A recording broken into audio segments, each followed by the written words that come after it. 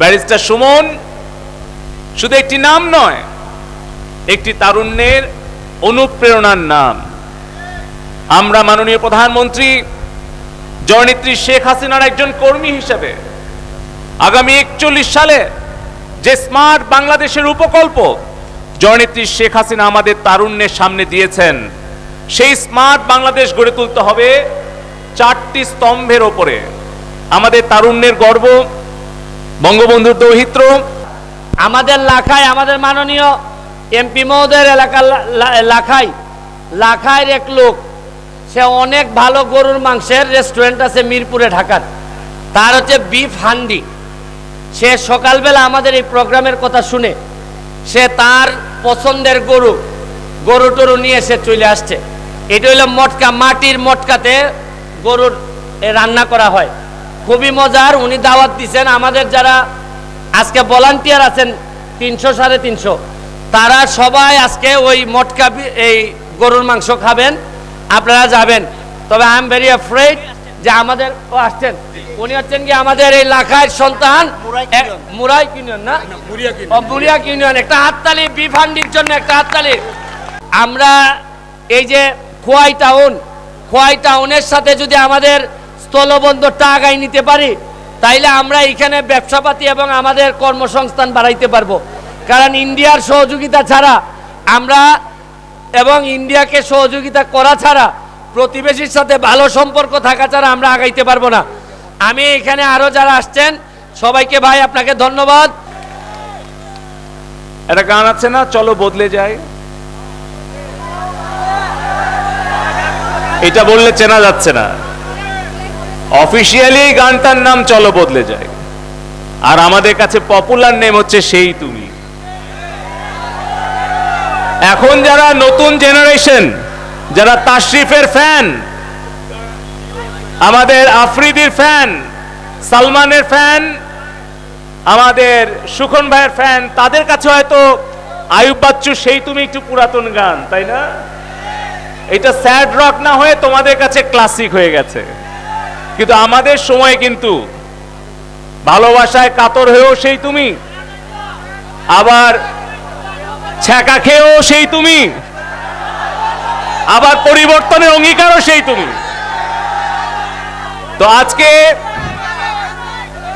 যেই বদলে যাওয়ার ডাক দিয়েছেন ব্যারিস্টার সুমন, আমরা নিজেরাও নিজেদেরকে বদলাবো, এই বাংলাদেশটাকে আমরা নতুন স্মার্ট বাংলাদেশ উপহার দেওয়ার জন্য নিজেরা নিজেদেরকে বদলাবো, আমাদের সমাজ এবং দেশটাকেও আমরা বদলাবো ইনশাআল্লাহ।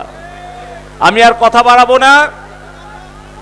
আজকে 265 জন আমার স্মার্ট বোনেরা, তারা বিশ্ব পরিবর্তনের স্মার্ট হাতিয়ার, একটি করে ল্যাপটপ আজকে মাননীয় প্রধানমন্ত্রী স্মার্ট বাংলাদেশের স্বপ্নদ্রষ্টা, আধুনিক বাংলাদেশের স্থপতি।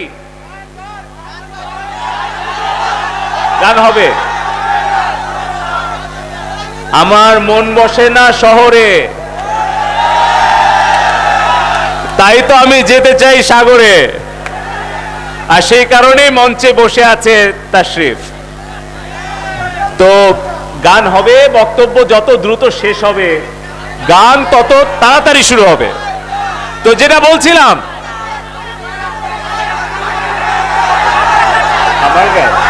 আচ্ছা, সেই তুমি কেন এত অচেনা হলে, সেই আমি, তোমরাই তো আমার থেকে ভালো গাও। কেমন করে এত অচেনা হলে তুমি, কিভাবে এত বদলে গেছি এই আমি, ও বুকেরই সব কষ্ট দুহাতে সরিয়ে চলো বলে যা, তুমি কেন বোঝো না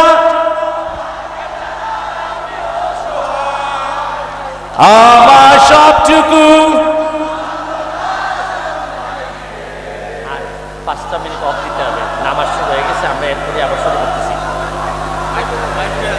তুমি ক্ষমা করে দিও আমার। Thank you. যাই হোক, আমাদের স্মার্ট নারী উদ্যোক্তা যে 265 জন আমাদের হবিগঞ্জ সদর, বানিয়াচং, আজমেরীগঞ্জ, মাধবপুর এবং আমাদের চুনারুঘাট থেকে পাচ্ছে, তাদের জন্য শুভকামনা।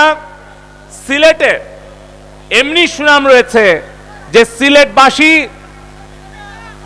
ইউরোপ, আমেরিকা, অস্ট্রেলিয়া থেকে যে পরিমাণ রেমিটেন্স পাঠায়, তার জন্য কিন্তু আমরা সিলেটবাসীর কাছে পুরো দেশের মানুষ কৃতজ্ঞ। আমরা আপনাদের প্রতি ধন্যবাদ, কৃতজ্ঞতা জানাই। এবং সাথে সাথে আমাদের ভবিষ্যৎ তরুণ প্রজন্ম, তারা যাতে স্মার্ট কর্মসংস্থানের ব্যবস্থা করতে পারে, তারা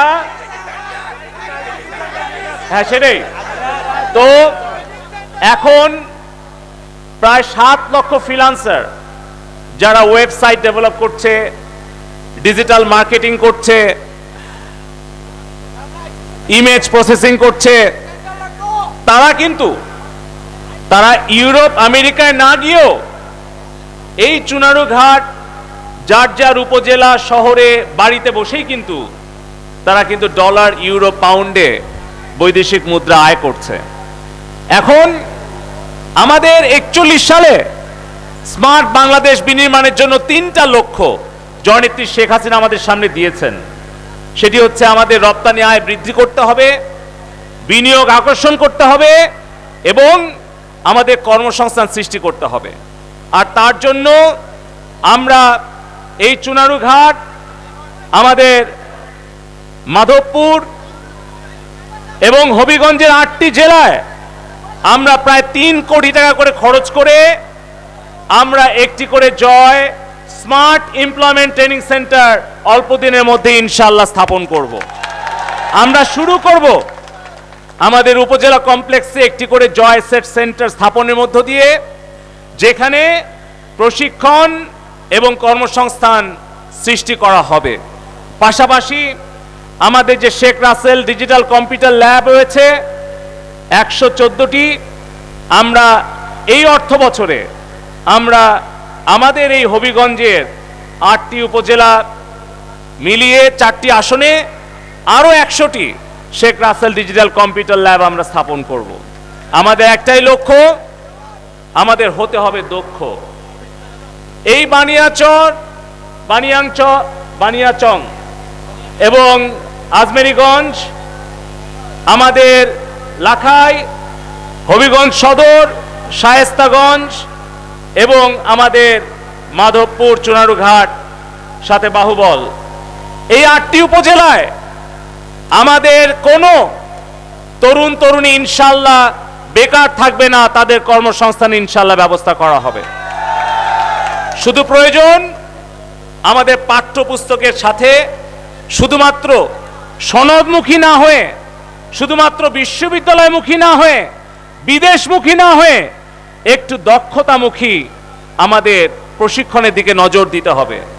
3 মাস 6 মাসের ছোট সার্টিফিকেট কোর্স, ছোট ছোট ডিপ্লোমা কোর্স, কিছু প্রশিক্ষণের ব্যবস্থা আমরা করব।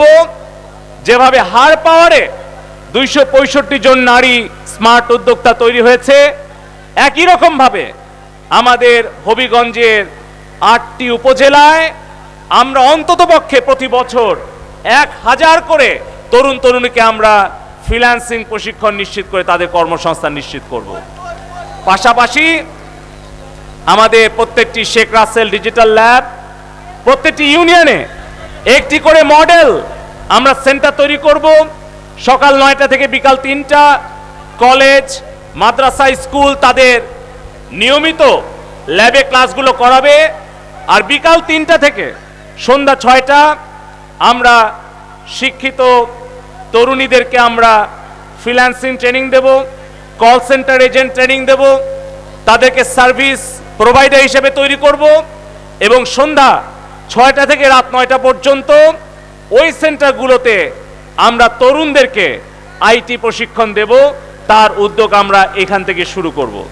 এখানে উপস্থিত আছেন জেলা আওয়ামী লীগের সভাপতি, আমার শ্রদ্ধেয় বড় ভাই, একসময় তুখোড় ছাত্র নেতা অ্যাডভোকেট আবু জাহির এমপি। উপস্থিত আছেন আমার আরেক ভাই, নবনির্বাচিত সংসদ সদস্য অ্যাডভোকেট মহেশ শরীফ রুহেল ভাই, এবং আমাদের জেলা প্রশাসক, পুলিশ সুপার, আমাদের হাড় পাওয়ারের পিডি, উপজেলা চেয়ারম্যান, মেয়র এবং আমাদের ডিপার্টমেন্ট অফ আইসিটির ডিরেক্টর জেনারেল, সবাইকে আমি অনুরোধ করব, আপনারা এক সপ্তাহের মধ্যে আমাদের এই চুনারুঘাট, মাধবপুর সহ হবিগঞ্জের তরুণ তরুণীদের জন্য স্মার্ট কর্মসংস্থান সৃষ্টির উদ্দেশ্যে আমি যে অঙ্গীকারগুলো করে গেলাম মাননীয় প্রধানমন্ত্রীর পক্ষ থেকে, সেগুলো লিখিত আকারে পরিকল্পনা আমার কাছে প্রেরণ করবেন। আগামী মাসের মধ্যে ওগুলো অনুমোদন দিয়ে আমরা কাজ শুরু করব ইনশাআল্লাহ। সবাইকে আন্তরিক ধন্যবাদ এবং কৃতজ্ঞতা জানিয়ে, আমার ইচ্ছা ছিল যখন হবিগঞ্জ সদরে Sheikh Kamal IT training incubation সেন্টারে ভিত্তিবস্তু স্থাপন করতে যাই, সেই আইটি ট্রেনিং ইনকিউবেশন সেন্টারের পাশেই একটা খেলার মাঠ ছিল। তো আমরা ওই খেলার মাঠ সহই আমরা অ্যাকোয়ার করে ফেলেছিলাম। সেই সময়ে আমি যখন গেলাম, এলাকার ছেলেমেয়েরা এসে আমার কাছে অনুরোধ করলো যে ওই খেলার মাঠটা ছেড়ে দিতে হবে যাতে খেলার পরিবেশটা থাকে। এবং তখন যে দাবিটা করছিল, ওই ইউনিয়নের চেয়ারম্যান হচ্ছে আব্দুর রহিম, যে ব্যারিস্টার সুমনের শ্বশুর। তো আমি বললাম, ব্যারিস্টার সুমন ফুটবলের জনপ্রিয়তার জন্য এত কাজ করছে, ফুটবলের জন্য, তার শ্বশুর বাড়িতে এসে খেলার মাঠ দখল করে আইটি ট্রেনিং করব না, আমরা খেলার মাঠ সুমনের সৌজন্যে ছেড়ে দিলাম। আমি বলছি আজ থেকে 8 মাস আগের কথা। এবং একটা শর্ত দিয়েছিলাম যে খেলার মাঠ সুমনের শ্বশুর বাড়ি চেয়ারম্যান আব্দুর রহিমের সৌজন্যে জাহির ভাইয়ের উপস্থিতিতে ছেড়ে দিয়েছিলাম। তবে একটা শর্ত দিয়েছিলাম যে ব্যারিস্টার সুমনকে তার ফুটবল একাডেমিকে নিয়ে আমার চলন বিলে গিয়ে আমার টিমের সাথে একটা ফুটবল ম্যাচ অনুষ্ঠিত করতে হবে।